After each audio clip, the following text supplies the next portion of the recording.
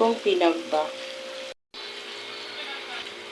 Pinagkit, kalahating kilo.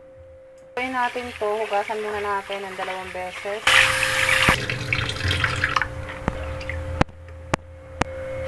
Ngayon lulutuin natin sa rice cooker.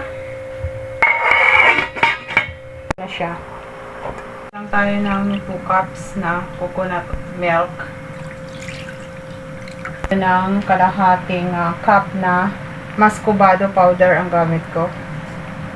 Half teaspoon na salt. Mix lang natin to. Hinihintuan yung paghalo ng ating ginagawang. Hinaan ko lang yung apoy para hindi siya umapaw. Palalabutin lang natin ito. Kukuha tayo ng pang-toppings. Palalabutin natin ito. Set aside lang natin. Kukuha tayo dito ng mga 1 cup. Pang-toppings natin mamaya.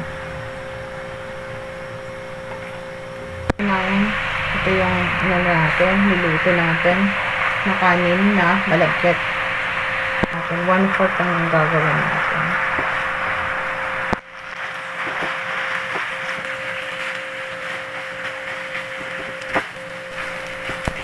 Kailangan natin na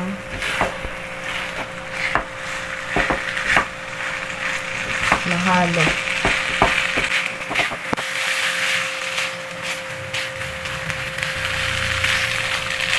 Pwede natin ito.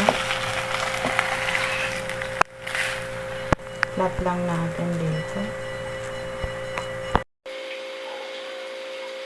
Flat lang natin ito.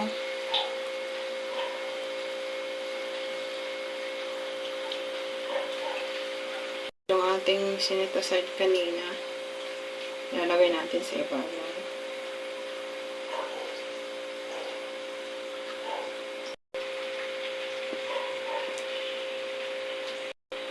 Flat lang natin ito. Tapos palalamigin lang natin siya.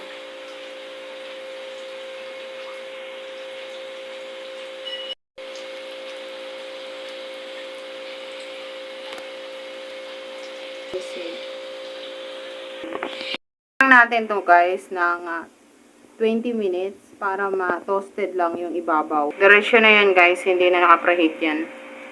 20 minutes at 200 ang kanyang init sa oven. Kaiba siya, pinagba, bikong pinagba. Ito na nga yan. Ito na guys, ready na yung ating pinagba. Ano ba? Pinagba? Ito yung nabibili sa mga fiesta. Ganyan pala yan guys. At pwede rin natin gawin sarap. Ito yung nabibili sa mga fiesta. Yummy. Pinigba. Pinagba. Biko.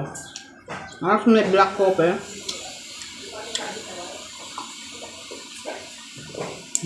Yummy. Ang sarap niya.